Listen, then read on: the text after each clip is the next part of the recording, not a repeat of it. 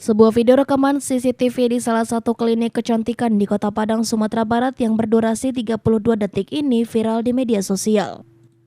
Dalam rekaman video tersebut tampak seorang pria yang menggunakan helm memasuki klinik pada siang hari dan mengambil sebuah tas berisikan dokumen penting. Klinik tersebut merupakan milik seorang dokter kecantikan bernama Dr. Richard Lee. Terkait peristiwa tersebut, Dr. Richard pun mengatakan sayembara akan memberikan uang 10 juta rupiah bagi yang bisa menangkap pelaku.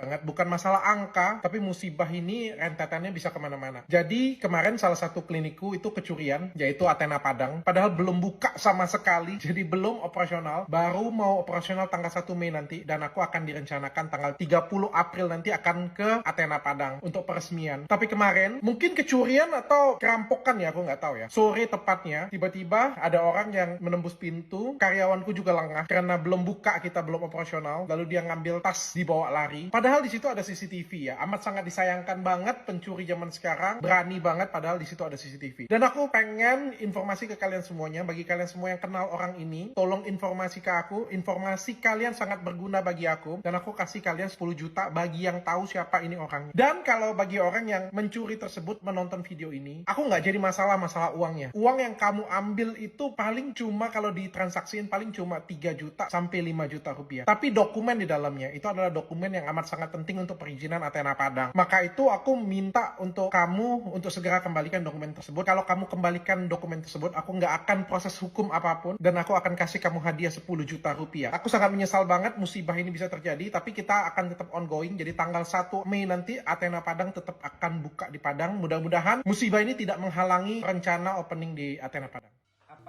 Peristiwa ini pun mengundang beragam komentar miring dari warganet yang menduga hal tersebut merupakan gimmick atau konten yang sengaja dilakukan oleh sang dokter dalam mempromosikan usaha barunya di Kota Padang. Bahkan salah seorang pengamat media sosial sekaligus praktisi hukum akan melaporkan peristiwa tersebut kepada pihak kepolisian terkait penyebaran berita bohong. Dengan uang 3-5 juta dan surat berharganya di Athena Padang yang akan dia buka tanggal 1 Mei kemarin menimbulkan kecurigaan apabila kita perhatikan secara bersama. Postingan itu menjadi aneh, baru saja kemudian dia posting, 5 jam kemudian dia bikin klarifikasi bahwa si pelaku sudah mengembalikan dokumen yang dimaksud. Kecurigaan yang pertama adalah kalau kita lihat CCTV yang ditampilkan, itu ketika si pelaku datang, ada 2 mobil dan ada 3 sepeda motor di sana. Tidak ada orang. Masuk lagi ke dalam, ada meja 4 counter. Nah, lalu kemudian si pelaku masuk, membuka satu persatu meja, dan dia mengambil 2 barang di sana. Salah satunya itu adalah tas. Tasnya itu berbentuk handbag.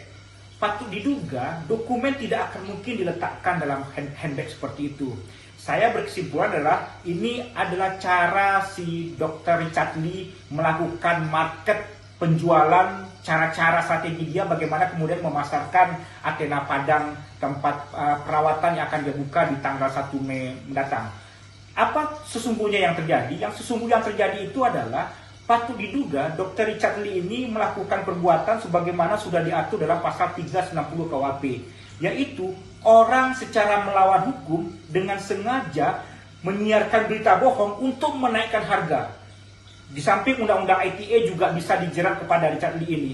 Saya berharap agar Polresta Padang bisa mengusut kasus ini, karena ini tidak saja ingin kita mengklirkan nama warga Padang yang sudah sedikit tercemar, kita ingin membuktikan apakah betul Dr. Richard Lee ini sudah melakukan pidana sebagaimana diatur dalam pasal 390 KUHP tadi itu. Kita berharap ini bisa diklirkan, karena tidak saja kemudian ini martabat warga Kota Padang, tetapi juga kita ingin membuktikan bahwa hukum ini jangan dimain-mainkan hanya untuk sekedar market pasar bagaimana skincare-nya laku di Kota Padang. Dari Padang, Sumatera Barat, Budi Sunandar, iNews melaporkan.